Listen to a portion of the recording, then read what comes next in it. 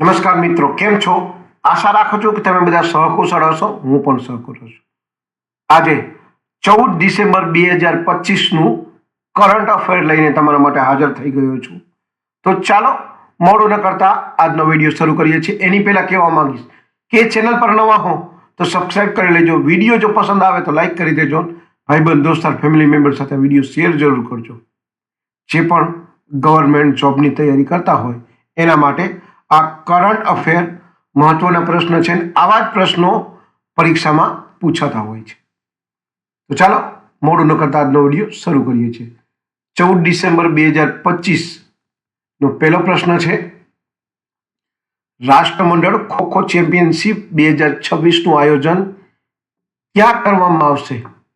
તો સાચો જવાબ છે રાષ્ટ્રમંડળ ખોખો ચેમ્પિયનશિપ 2026નું આયોજન ભારતમાં કરવામાં આવશે. બીજો પ્રશ્ન છે, ભારતીય નૌસેના પોતાનું પ્રથમ સ્વદેશી ડાઇવિંગ સ્પોર્ટ ક્રાફ્ટ DSC-A20 ને ક્યાં કમિશન કરશે? સાચો જવાબ છે ભારતીય નૌસેના પોતાનું પ્રથમ સ્વદેશી ડાઇવિંગ સપોર્ટ ક્રાફ્ટ DSC-A20 ને કોચીમાં કમિશન કરશે. ત્રીજો પ્રશ્ન છે, તાજેતરમાં કયા રાજ્યએ પોતાને નક્સલવાદ મુક્ત જાહેર કર્યો છે? તો સાચો જવાબ છે તાજેતરમાં મધ્યપ્રદેશ રાજ્યએ પોતાને નક્સલ મુક્ત જાહેર કર્યું છે. ચોથો પ્રશ્ન છે, શિવરાજ પાટીલ કોણ હતા અને તેમનું અવસાન કેટલા વર્ષની ઉંમરે થયું? સાચો જવાબ છે શિવરાજ પાટીલ એક વરિષ્ઠ ભારતીય રાજનેતા હતા અને તેમનું 90 વર્ષની ઉંમરે અવસાન થયું છે. પાંચમો પ્રશ્ન છે, મુખ્યમંત્રી સેહત બીમા યોજના કયા રાજ્યમાં અને ક્યારથી શરૂ કરવામાં આવશે? સાચો જવાબ છે મુખ્યમંત્રી સેહત બીમા યોજના જાન્યુઆરી 2026 થી પંજાબ રાજ્યમાં શરૂ કરવામાં આવશે.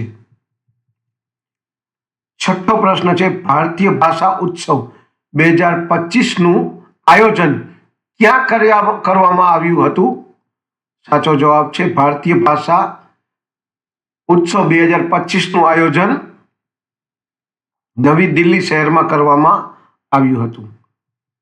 સાતમો પ્રશ્ન છે, રાષ્ટ્રીય સુરક્ષામાં ઉત્તમ સેવા બદલ કેન્દ્રીય ગૃહમંત્રીનું એફિશિયન્સી મેડલ કોને આપવામાં આવ્યું?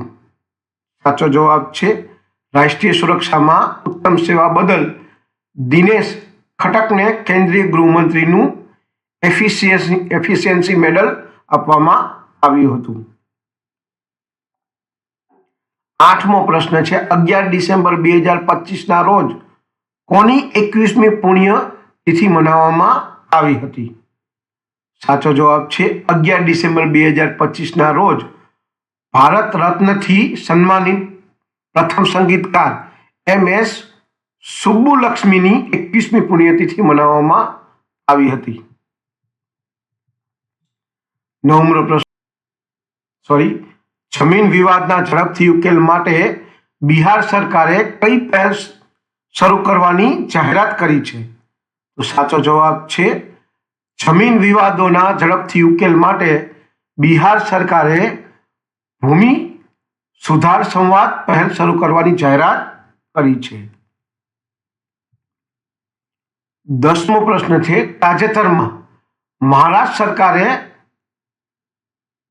સરકારે સદી જૂની પ્રથામાં કઈ જૂની પ્રથા સમાપ્ત કરવાની જાહેરાત કરી છે? તાજેતરમાં મહારાષ્ટ્ર સરકારે સદીઓથી જૂની પાઘડી પ્રથા સમાપ્ત કરવાની જાહેરાત કરી છે. તો આ હતા 10 ઇમ્પોર્ટન્ટ કરંટ અફેરના પ્રશ્ન અને જવાબ. જો આ વિડીયો તમને પસંદ આવે તો વિડીયોને એક લાઈક કરી દેજો. ચેનલ પર નવા હો તો સબસ્ક્રાઇબ કરી લેજો. ભાઈબંધ દોસ્તાર ફેમિલી મેમ્બરમાં જે પણ ગવર્મેન્ટની તૈયારી કરતા હોય ને આ વિડીયો શેર જરૂર કરવો. તો આજ માટે આટલું જ. જય હિન્દ, વંદે માતરમ દોસ્તો.